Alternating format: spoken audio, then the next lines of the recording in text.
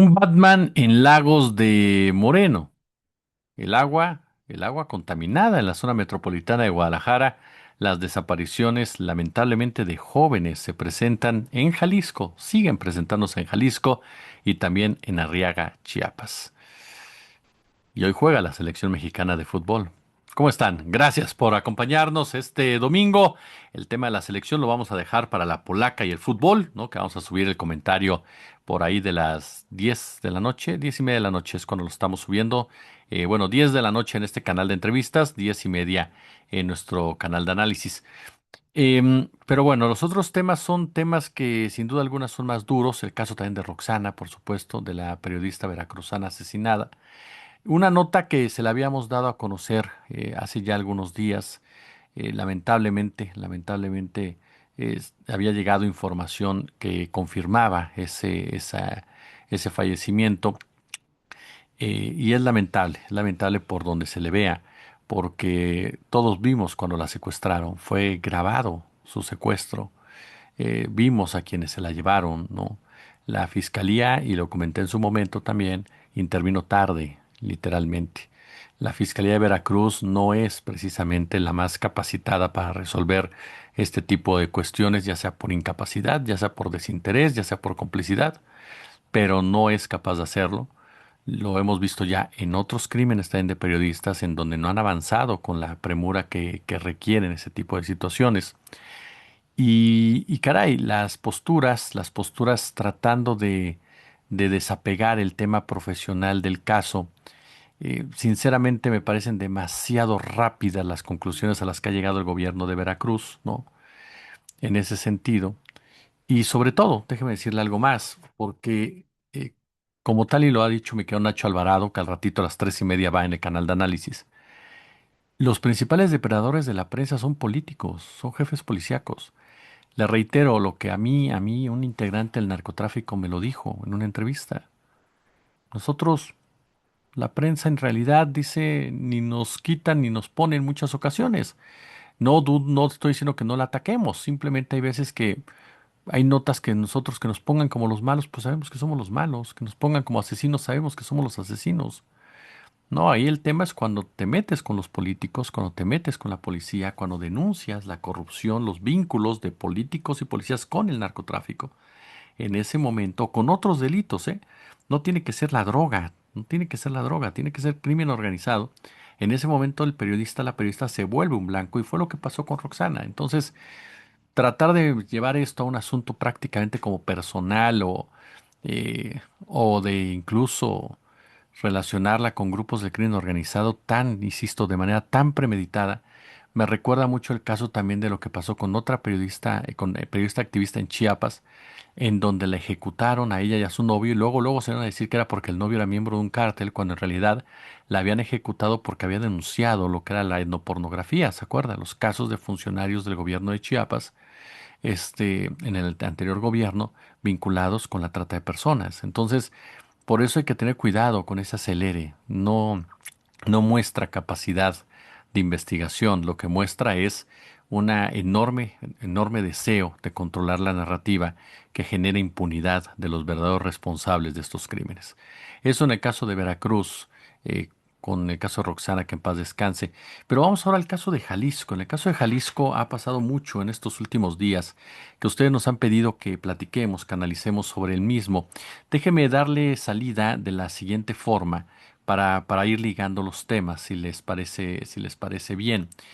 Antes de ir a Jalisco voy con Arriaga, Chiapas, porque va ligado con lo de Jalisco, pero le digo para ligarlos. Al concluir la secundaria en junio del 2024, Ángel Fabricio Santiago Torales le dijo a su madre que quería continuar sus estudios y llegar a ser piloto aviador. El sueño duró poco. 2 meses después, el 19 de agosto, fue sacado de su casa a la fuerza por hombres armados y no se ha vuelto a saber de él. Solo tenía 15 años. Ese mismo día, otros 3 adolescentes del municipio de Arriaga desaparecieron en circunstancias similares. Esta nota es de Freddy Martín Pérez, él es reportero del diario El Universal, que señala que Fabricio era como un niño cualquiera, era divertido, cumplía con su responsabilidad como hijo y como estudiante, aseguró su madre, Candy Lisset Torales, quien enfermó a raíz de la desaparición de su hijo, pero no deja de participar en las actividades en el grupo de madres buscadoras al que se unió. Desde entonces la madre acude a la fiscalía a pedir que les informen respecto a los avances del caso y participa en jornadas de oración y sale a las calles a colocar las fotos de búsqueda en Arriaga, así como también en municipios vecinos. Arriaga es un municipio del Pacífico chiapaneco que delimita con Oaxaca y en ese año se había convertido en una zona estratégica de las organizaciones criminales que se disputaban el territorio y eliminaban a sus adversarios con ejecuciones en la vía pública. Incluso el 15 de febrero del 2024, un grupo armado ejecutó a 4 personas en los poblados de Emiliano Zapata y también, por supuesto, de la Gloria. Ese es el tema con la zona de Arriaga, en donde lamentablemente esta operación de crimen organizado deja ver algo que desde mi punto de vista tiene que ver mucho, pero mucho, mucho, mucho con lo que también ha sucedido ya en en el estado de Jalisco. Y a eso voy ahora con Jalisco. Eh, en una nota que también se ha generado en los últimos días, seis jóvenes, jovencitos, chavalos de 14 años, por ahí creo que el mayor tiene 18, ¿no? Otro de 17. 6 jóvenes divididos en dos grupos permanecen desaparecidos en Jalisco tras perder contacto con sus familias en Puerto Vallarta y Guadalajara el día de su graduación, y se trata de 3 varones y 3 mujeres. Familiares de las víctimas denunciaron que ya presentaron las denuncias correspondientes y la desaparición ocurrió el pasado 25 de junio. En Puerto Vallarta desaparecieron Elvira Montserrat Guzmán, de 14 años, también otra jovencita de apellida Espinosa Contreras, de 18, el joven José Israel Ramos Mejía, de 17, justo cuando esperaban el transporte público, no, precisamente. Eso fue lo que sucedió, mientras que el 30 de junio desaparecieron Justín Enrique Torres, de 15 años, Jordan Isaac García y Christopher Alfredo Sandoval, de ambos de 14, fueron vistos por última vez tras asistir a su ceremonia de graduación de la Secundaria Técnica 113, ubicada en la colonia Lomas del Paraíso, en Guadalajara. Como parte de las indagatorias ya surgieron testimonios que apuntan a un posible interés de algunos de los menores por integrantes a actividades delictivas. Ajá. El interés de algunos de los menores por integrarse a actividades delictivas. Eso es uno de los datos que existen por parte de la Fiscalía, que siempre está presente en este tipo de situaciones, pero también, y sin descartarlo, también por supuesto sin descartarlo, no porque lamentablemente no se puede descartar este punto. Fíjese que hay un dato que me interesa. Bueno, le doy el nombre correcto de las primeros 3, que es Elvira Montserrat Guzmán Mascorro, Flor Jocelyn Espinosa Contreras y José Israel Ramos Mejía. No, es el primer grupo que había faltado alguno de estos grupos. Mantienen abiertas las fichas, por supuesto. Las edades, insisto, solamente hay una persona de 18 años, que es el caso concreto de Jocelyn, ¿no? Que tiene 18 años. Elvira tiene 14, José Israel tiene 17, Christopher Alfredo tiene 14, Justin Enrique tiene 15, Jordan Isaac tiene 13 años como tal, ¿no? Se mantiene abierta la línea de investigación del tema del reclutamiento, ¿no? Y eso era lo que quería llegar.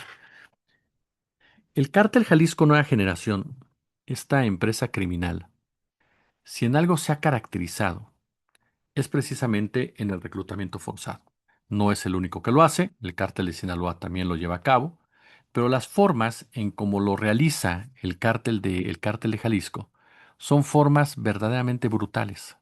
Recuerda el caso de Lagos de Moreno, precisamente, de los jóvenes del Lago de Moreno, 5 jóvenes, que fueron reclutados a la fuerza, levantados cuando salieron a divertirse, amigos de toda la vida, obligados a pelear hasta matarse entre ellos, y el ganador fue integrante de este cártel. Seguramente está muerto o se ha convertido en una persona que no estaba destinada a ser. Así opera el cártel de Jalisco. Llega, cada día se lleva más jóvenes, más niños, que son en muchos sentidos mucho más vulnerables, muchos más fáciles de educar, digámosle de esta forma, educar entre comillas, ¿no? De preparar, porque se resisten menos a los métodos brutales que utiliza este cártel para cambiarle la forma de actuar, de pensar, y es así como opera. Estos centros de reclutamiento lo comentamos desde que estalló todo, ¿se acuerda? ¿Se acuerda con ese famoso rancho? Eh, y que se discutía mucho la gravedad de estos centros de reclutamiento. Su gravedad es altísima. Estamos hablando de lugares en donde llevan a gente que no quiere estar ahí en su gran mayoría y la matan o mata. ¿Para qué? Para poder quedarse en esos grupos. Porque, insisto, no es que no pasó la prueba de ser sicario, regrésalo a su casa. Eso no pasa. Te tienes que escapar algunas veces con las consecuencias que esto acarrea. Y esto muestra de cuerpo entero a una empresa criminal que ha hecho de la violencia su principal carta de presentación, pero sobre todo de control social, de control político, de control empresarial, de control territorial. Un grupo criminal que ha logrado precisamente consolidar el miedo como una de las principales herramientas para que la gente ni siquiera se atreva a hablar de él en todo el territorio jalisciense. Un grupo que no se trata nada más del Mencho, el Sapo, el Tío Laco y todos estos personajes, que sin duda alguna son criminales, sino de quienes los han empoderado mediáticamente, quienes los protegen políticamente, jurídicamente, policíacamente. ¿Cuántos policías son realmente integrantes de este cártel? Siempre se dice es que el cártel de Jalisco los compró. No, no es cierto. Los policías son integrantes de estos cárteles. Hay que decir las cosas como son. No es que los anden corrompiendo, es que trabajan para un cártel, para una empresa criminal. Y eso es precisamente lo que les favorece, que se crea que son manzanas podridas de un sistema que opera a favor de los intereses delictivos y en contra de los intereses de los ciudadanos, y que lamentablemente tiene décadas operando así.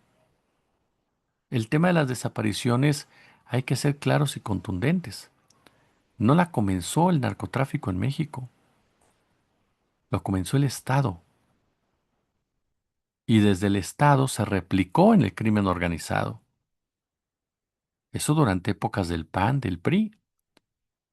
Los propios gobiernos federales mandaban desaparecer personas, a líderes, activistas, estudiantes, médicos, ferrocarrileros, periodistas, campesinos, a todo aquel que pensara y actuara diferente. Después esa práctica intimidatoria, esa práctica, de control hegemónico, se trasladó a las actividades del crimen organizado cuando policías, ex policías, soldados, ex soldados se convirtieron o pasaron a integrar sus filas. Ajá. Entonces no es una práctica que haya aprendido un ranchero de Badiraguato. Es una práctica que llevó la autoridad al escenario criminal. ¿Por qué? Porque es la misma autoridad la que en muchos lugares comanda, lo hemos dicho, caciques, políticos, policíacos, militares. Es cierto, ni el presidente López Obrador ni la presidenta Sheinbaum andan pidiendo que desaparezca nadie, ni mucho menos. Y la postura de su gobierno es totalmente, totalmente ajena a esa situación. Pero lamentablemente es algo que sí pasa a nivel estatal. Lamentablemente hay presidentes municipales, hay gobernadores, hay jefes de región, hay jefes policíacos, quienes continúan permitiendo que este grupo criminal lleve a cabo ese tipo de reclutamiento para fortalecer sus filas a costa precisamente de la población, en uno de los casos más dolorosos que puede existir. Y esta criminalización y victimización, más bien dicho, criminalización y persecución en contra de los jóvenes. Jóvenes que lo que hacen es festejar su graduación. Como bien dicen, no le voy a decir que todos son reclutados a la fuerza, no. Lamentablemente también hay jóvenes que deciden participar activamente, lo vimos, Cuando estaba toda esta discusión del rancho, hubo muchos análisis de cómo reclutaba el cártel de Jalisco y se confirmó también con buenos trabajos periodísticos como el de Toño Nieto, de cómo entrabas a un grupo de WhatsApp, cómo te contactaban, qué tipo de formas te llevaban ahí, cómo tenías que mandar mensajes, en fin, todo. Y cómo entrabas. Entonces, también hay gente que lo hace por gusto propio, es cierto, lamentablemente. Otros por sobrevivencia económica, lamentablemente. Pero el tema del reclutamiento forzado es una realidad. Y el tema de las desapariciones por reclutamiento forzado, por control territorial, por control de rutas, también es una realidad que ocurre. Y de aquí paso a ese punto del Batman de Lagos de Moreno. La historia se romantiza muy fácil, ¿no? Una persona cansada, enojada, frustrada, indignada, como muchos de nosotros, decide hacer justicia por su propia mano. Decide castigar a los responsables de diversos ilícitos. Decide amarrarlos a un poste. Ajá. Decide castigarlos. Yo no voy a debatir el tema de la justicia por propia mano porque no es mi intención en este momento ni mucho menos. Ujú. La verdad de las cosas. No, no va por ahí, ¿no? Me parece que esto es algo más profundo, mucho más profundo de quedarnos solamente en ese debate que tiene, sin duda alguna, que tiene su importancia y su trascendencia. Pero los casos aquí, a ver, comenzaron a difundirse en Lagos de Moreno durante junio, cuando al menos 5 personas fueron encontradas atadas a postes de luz con cinta adhesiva. Algunas tenían la palabra ratero escrita en la frente o dibujos de bigotes en el rostro, además de cartulinas que las señalaban como presuntos responsables del robo de motocicletas. En 3 de esos hechos también fueron localizadas motocicletas junto a las personas retenidas, lo que reforzó la narrativa difundida en redes sociales sobre un supuesto justiciero que castigaba a quienes robaban precisamente esos vehículos. ¿Qué es lo que se ha dicho hasta ahora? Ujú. A ver, Lagos de Moreno, lamentablemente, yo la conocí con una región sumamente tranquila, gente muy buena, comida deliciosa, mucha cultura, mucha tradición local. Lagos de Moreno ha cambiado no por la gente sigue siendo hermosa, sino ha cambiado porque ha registrado distintos hechos de violencia durante los últimos años.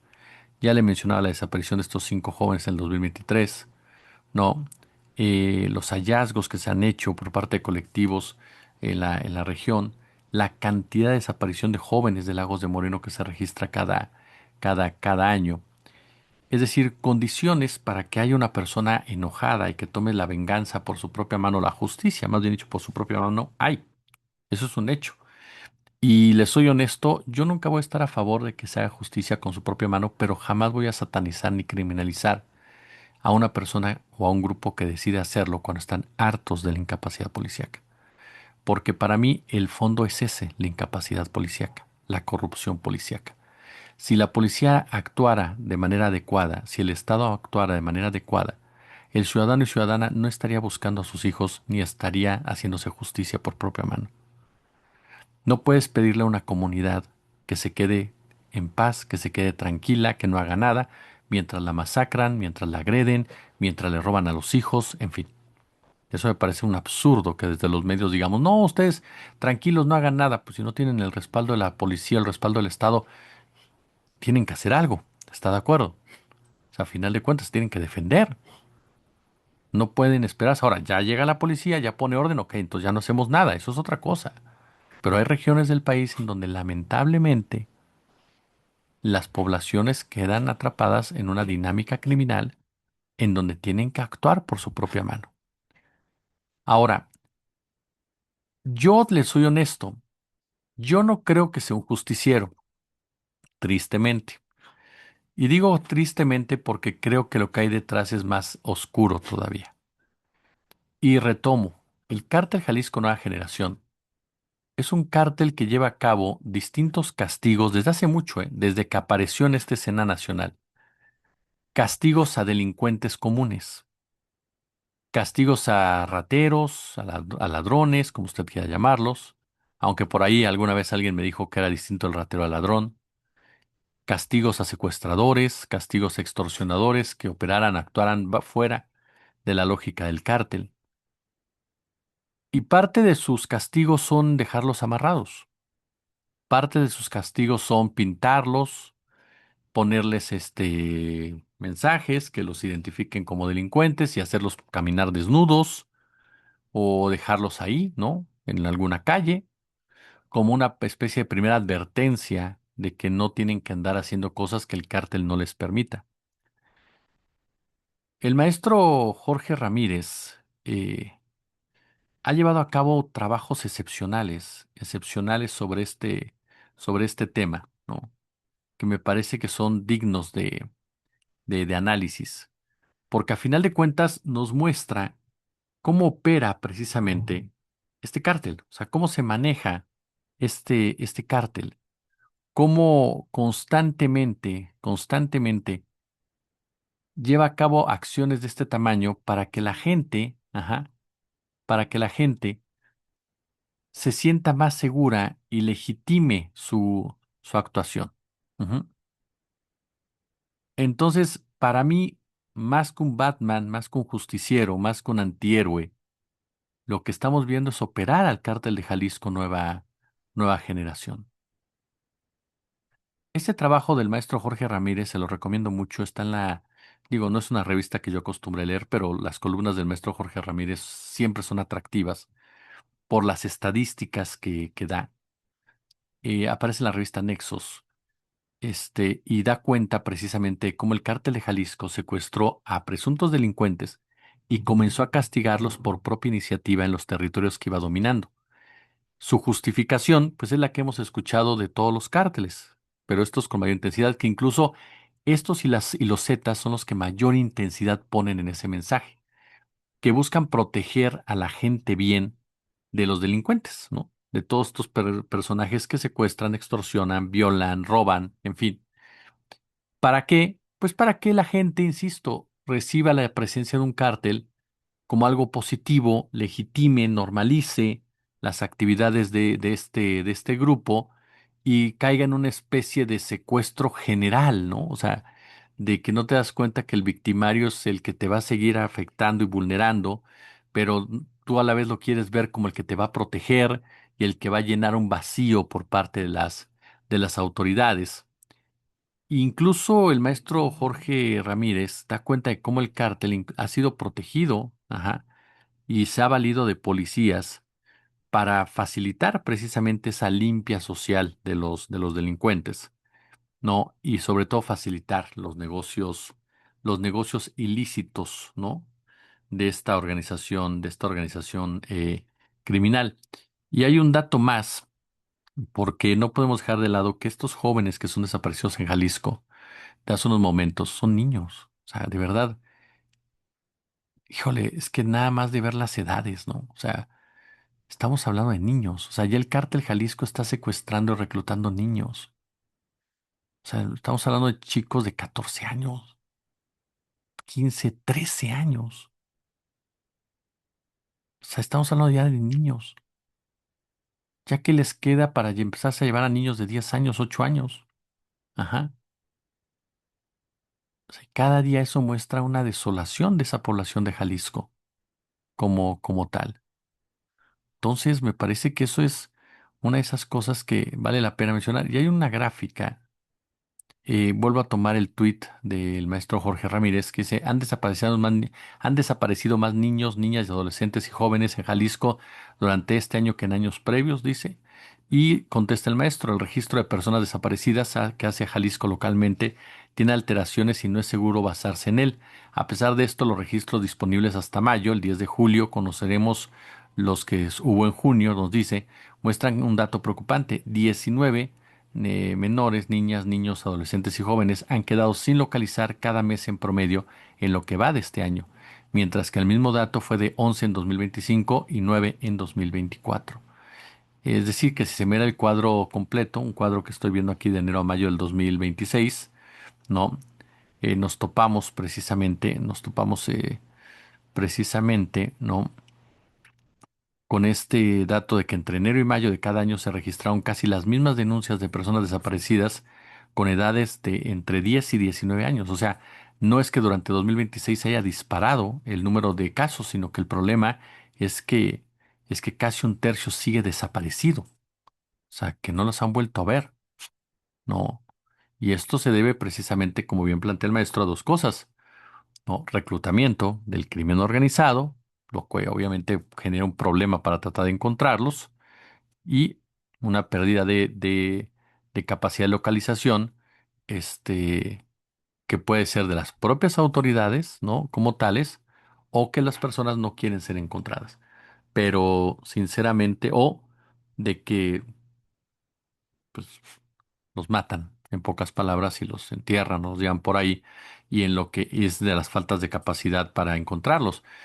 Si no tienes buenos servicios periciales, si no hay una buena infraestructura, si no se les utiliza, si no hay inversión en los mismos, si no hay presupuestos, pues lamentablemente no vas a tener la capacidad de encontrar e identificar pronto a los cadáveres que llegan a tus morgues, ¿no? Y eso es algo que Jalisco enfrenta en muchos sentidos, en muchos sentidos. Entonces, le reitero, lamentablemente para mí me parece que más que un tema de justicia en Lagos de Moreno, por ejemplo, pues esto es reflejo de qué es el Cártel de Jalisco Nueva Generación.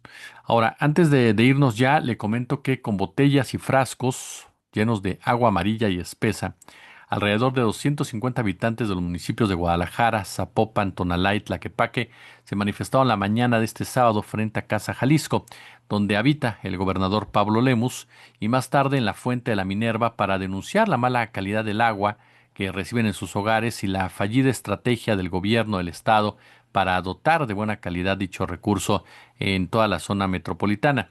Los vecinos de al menos 30 colonias bloquearon los dos carriles de la avenida Manuel Acuña, donde expusieron que debido a la escasez y la insalubre calidad del líquido que llega a sus casas, se ven obligados a comprar agua a las pipas y de garrafón.